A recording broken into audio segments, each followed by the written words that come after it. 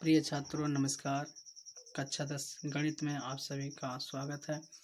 आज हम लोग पढ़ेंगे त्रिकोणमिति का परिचय, जो चैप्टर नंबर 8 है। तो चलिए देखते हैं। इसमें हम लोग देखेंगे त्रिकोणमिति के सवालों को किस तरीके से हल करते हैं, किस तरीके से इसके भुजा ज्ञात की जाती है, कोण निकाला जाता है और कुछ इसी के साथ फार्मूलों की जानकारियाँ भी। त्रिकोणमिति में सबसे पहले आता है समकोण त्रिभुज। समकोण त्रिभुज का जो फिगर होता है, जो ये होता है, जैसे ए बी और सी, इसमें एक जो कोण होता है वो 90 डिग्री का होता है, अर्थात समकोण होता है। तो इसमें हम देख रहे हैं कि ये जो हमारा कोण है ये समकोण है, 90 डिग्री का है। अगर कोण समकोण होगा तभी वो समकोण त्रिभुज कहलाएगा, वरना वो समकोण त्रिभुज नहीं होगा। तो इस त्रिभुज में या इस फिगर में हम देख पा रहे हैं कि ये जो समकोण त्रिभुज का सिंबल लगा हुआ है, तो इसी सिंबल, ये जो सिंबल है ये समकोण त्रिभुज का सिंबल है। तो इसी से हमें ज्ञात हो रहा कि यह एक समकोण त्रिभुज है। तो इसमें जो ये 90 डिग्री आप देख रहे हैं सिंबल, इसी के सामने वाली जो भुजा होती है ये, इसको हम लोग कर्ण बोलते हैं। इसी भुजा को हम लोग कर्ण बोलते हैं। तो हमेशा जहाँ पे कोण 90 डिग्री बनेगा उसी के सामने वाली भुजा कर्ण होगा। इसी फिगर को हम इस तरीके से भी बनाते हैं। इसमें भी हमने ABC नाम दे दिया और एक त्रिभुज यहाँ समकोण दिख रहा, तो इसी जो समकोण त्रिभुज हम देख पा रहे हैं, इसी के सामने वाली जो भुजा है वो कर्ण होगा। तो इस त्रिभुज में ये भुजा कर्ण हो जाएगा। और यहाँ अगर जिस कोण की बात की जा रही है, उस कोण के सामने वाली जो भुजा होती है वो आपका लंब कहलाता है। तो मान लीजिए हमने यहाँ बात कर लिया सी का, कोण सी। तो कोण सी का जब हम बात करेंगे तो इसके सामने वाली भुजा कौन सी आ रही है, ये आ रही है, ए बी आ रहा। तो ए बी इसके लिए लंब हो जाएगा, ए बी इसके लिए लंब हो जाएगा। और बचा ये आधार, जिसको हम लोग बेस बोलते हैं, तो ये नीचे वाला आधार हो जाएगा। तो हम लोग देख रहे हैं कि ये 90 डिग्री बना है, इसके सामने का जो कोण भुजा है ये कर्ण कहलाएगा। और ये देखिए कोण सी की बात हो रही है, तो इसके सामने वाली जो भुजा है वो लंब है, और ये बचा हुआ जो भुजा नीचे आधार, जिसको हम लोग बेस भी बोलते हैं। और इसी तरीके से हम लोग देखते हैं नेक्स्ट वाले फिगर में। अगर हम यहाँ कोण सी की बात करेंगे तो ये हमारा यहाँ लंब हो जाएगा और ये आधार हो जाएगा। कोण इसके लिए ये लंब। अगर यही फिगर में अगर कोण ए की बात की जाएगी, कोण ए की बात की जाए, तो इसके सामने वाली ये भुजा, ये आपका लंब कहलाएगा और ये आधार कहलाएगा, ये कर्ण कहलाएगा। तो इतनी बात को हमको ध्यान में रखना है कि जिस कोण के बारे में कहा जा रहा, ए के बारे में कहा जा रहा, ए कोण के सामने वाली जो भुजा होगी ये BC, ये आपका लंब हो जाएगा। और सी के लिए कहा जाएगा तो लंब AB रहेगा।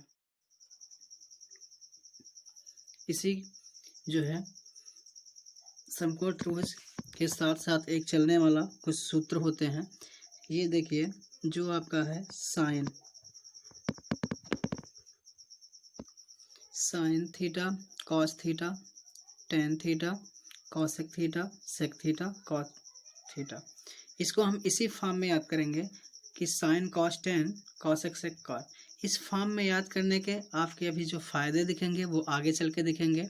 इसी वीडियो में, इसी लेक्चर में मिलेगा कि sine cos tan cosec sec cot, इस फॉर्म में, इस रूप में इसको याद करने के क्या फ़ायदे हैं, क्या फ़ायदे सामने नज़र आता है आपको। तो चलिए, इस साइन का जो मतलब है वो आपका यही फिगर से है। साइन का होता है लंब बटे कर्ण। साइन का एक फार्मूला के रूप में ये बनता है कि साइन का होता है लंब बटे कर्ण। तो साइन को हमने लिख दिया भाई लंब बटे कर्ण, कॉस को लिख दिया आधार बटे कर्ण, टेन को लिख दिया लंब बटे आधार, और इसको लिख दिया कॉसेक को लिख दिया कर्ण बटे लंब, सेक को लिख दिया कर्ण बटे आधार, कॉट को लिख दिया आधार बटे कर्ण, सॉरी आधार बटे लंब। ये देखिए, इसी साइन जब भी आएगा तो उसका मान लंब बटे कर्ण रखेंगे। कॉस का आधार बटे कर्ण, टेन का लंब बटे आधार, कॉसेक का कर्ण बटे लंब, सेक का कर्ण बटे आधार, और काट का आधार बटे लंब। इससे देखिए ये सवाल लगाने के लिए बहुत ही महत्वपूर्ण है और इसको हमको याद करना है भाई, बिना याद किए काम बनेगा नहीं।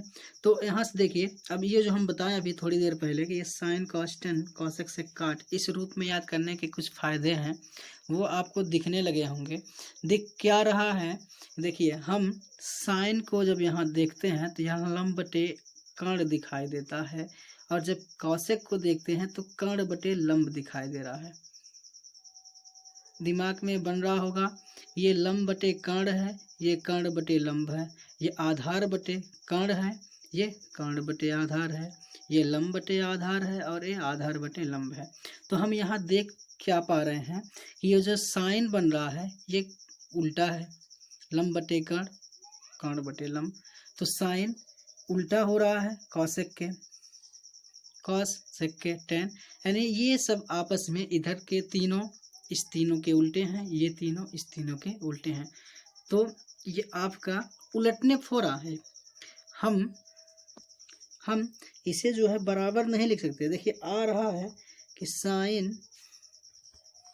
थीटा, अगर हम इसको लिख दें कॉसेक, आमने सामने है, कॉसेक अगर लिख रहे हैं तो ये आपका सरासर गलत है, ये जो है इस तरीके से नहीं होगा।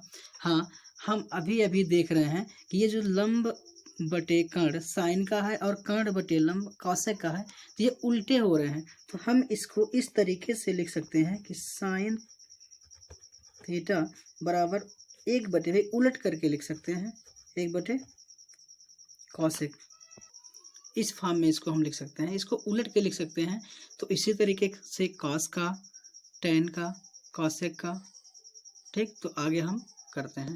तो देखिए हमने साइन का 1/कॉसेक, कॉस का 1/सेक, टेन का 1/कॉट, कॉसेक का 1/साइन, सेक का 1/कॉस, टेन का 1/कॉट का 1/टेन। तो इस जो है इस रूप में हमको इसको याद करना है कि ये जो साइन है कॉसेक का उल्टा है, या साइन का उल्टा कॉस कॉसेक है, कॉस का उल्टा सेक है, या सेक का उल्टा कॉसेक है, और सॉरी सेक का उल्टा कॉस है, टेन का उल्टा कॉट है और काट का उल्टा टेन है।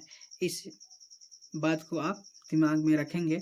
और थोड़ा सा अभी हम यहाँ पे एक बात देखिए, ये जो आप देख पा रहे हैं कि अभी हम थोड़ी देर पहले इसी बात पे डिस्कस किए हैं कि साइन बराबर लंब बटे कर्ण, कॉस बराबर आधार बटे कर्ण, टेन बराबर लंब बटे आधार, सेक बराबर कॉसेक बराबर कर्ण बटे लंब, सेक बराबर कर्ण बटे आधार, कॉट बराबर लंब आधार बटे लंब। तो इसको हम बड़े आसानी से किस तरीके से याद रखेंगे, ये थोड़ा सा आप इसको ट्रिक कह सकते हैं या ट्रिक देने वाले हैं हम इस बात के लिए। तो चलिए बता रहे हैं। देखिए हम यहाँ देख पा रहे हैं जो ट्रिक है वो आपका क्या है, यल ए यल बटे के ए, जिसको आप कह सकते हैं कि लाल बटे कक्का। इसी फॉर्म में, हालांकि वो है नहीं लेकिन उसी फॉर्म में इसको याद रखने के लिए हम इसको बोल सकते हैं। तो जो ये यल ए यल है, ये जो आपका यल ए यल बन गया यहाँ, इसको हम बोलेंगे ये साइन का है, साइन का है, साइन थीटा का है। यल से हो गया लंब, के से हो गया कर्ण, और फिर ये जो है किसका है, ये है कॉस का, कॉस का हो गया, ए से आधार, के से कर्ण, तो ये हो गया आधार बटे कर्ण। और ये जो यल बटा ए है, तो यल किसका है, ये साइन का, कॉस का, और ये बचा टेन, तो ये सब ये बच गया लास्ट में टेन, ये टेन का है।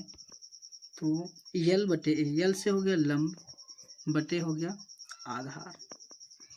और इसी तरीके से इसको हम उलट के जब लिखते हैं तो साइन का क्या उल्टा बताए हैं भाई, कॉसेक बताए हैं। तो इसका हो गया, यहाँ से देखेंगे नीचे से कि कर्ण और लंब, तो ये हो गया कर्ण बटे लंब। और सेक का तो ये हो जाएगा कर्ण बटे आधार, ये हो गया कर्ण बटे आधार। और इसी तरीके से देखेंगे कॉट का, तो काट का क्या है भाई, आधार बटे लंब, भाई आधार बटे लंब है। तो इस तरीके से हमको इस ट्रिक के माध्यम से, इस यल ए यल बटा के ए के माध्यम से इसको हमको याद करना है। और दिमाग, इतनी बातों को जानने के बाद फिर से हमारे सामने एक नई बात आ जाती है जिसका नाम है पाइथागोरस प्रमेय। पाइथागोरस प्रमेय में जो है आपको नंबर 3 बातें जो हैं सीखने को यहाँ मिलेगी, तो जिसमें आप इस समकोण त्रिभुज के माध्यम से ये काम जो पाइथागोरस का है वो बढ़ेगा। तो समकोण त्रिभुज जो इस प्रकार यहाँ पे दिखाई दे रहा है, इस समकोण त्रिभुज है, लंब कर्ण आधार। अभी थोड़ी देर के पहले हमने इसको जो है जाना है, और इसमें आपको कभी देखिए 2 भुजाओं का मान दे देगा और तीसरा पूछेगा। कभी लंब को ज्ञात करना होगा, कभी आधार को, कभी कर्ण को। तो इसको हम किस तरीके से यूज मिलाते हैं, किस तरीके से इसका जो है काम करते हैं, उसको हम देखते हैं। तो इस जो है समकोण त्रिभुज जब हम बनाते हैं तो इसमें जो कर्ण वाली भुजा होती है ये सबसे बड़ी भुजा होती है। जो कर्ण की भुजा होती है वो सबसे बड़ी भुजा होती है। अब इसको जो है ज्ञात करने के लिए बाकी इन दोनों भुजाओं के वर्गों का योग करेंगे, अर्थात कर्ण का स्क्वायर बराबर होता है इन दोनों भुजाओं के वर्गों के योग के। तो हम इसको लिखेंगे, जो पहला सूत्र हमारा बनता है, पहला नियम, वही कर्ण का अगर हम मान निकालेंगे, कर्ण का स्क्वायर बराबर होता है इन दोनों भुजाओं के वर्गों के योग के बराबर। तो लंब का स्क्वायर और आधार का स्क्वायर होता है। नंबर 1 हो गया। इसी तरीके से नंबर 2 अगर हम देखें तो मान लीजिए अगर हम लंब का निकालें, लंब का स्क्वायर, अब हम क्या करेंगे, जो सबसे बड़ी वाली भुजा होती है कर्ण, इसी कर्ण से हमको माइनस करना होता है कर्ण का स्क्वायर माइनस आधार का स्क्वायर, आधार का स्क्वायर। अर्थात लंब का स्क्वायर ज्ञात करने के लिए जो कर्ण सबसे बड़ी भुजा है उसी में से हम आधार माइनस कर लेंगे, तब हमारा कर्ण निकल जाएगा। अब तीसरी बात, जो भाई आधार वसरा मान लिया जाए, कभी कभी किसी सवाल में आधार ही ना दे, तो आधार को निकालने के लिए हम क्या करेंगे, यही काम जैसे लंब वाले में किए हैं, जो कर्ण का स्क्वायर है उसी में से माइनस कर लेंगे लंब का स्क्वायर और हमारा आधार निकल जाएगा। इसी तरीके से हमने 1, 2 और 3 तरीके से 3 नियम या 3 सूत्र यहाँ पे पा गए हैं। अब इसी सब को अपने दिमाग में बैठाते हुए हम आगे बढ़ेंगे अपने क्वेश्चन की तरफ। तो चलते हैं। तो 8.1 को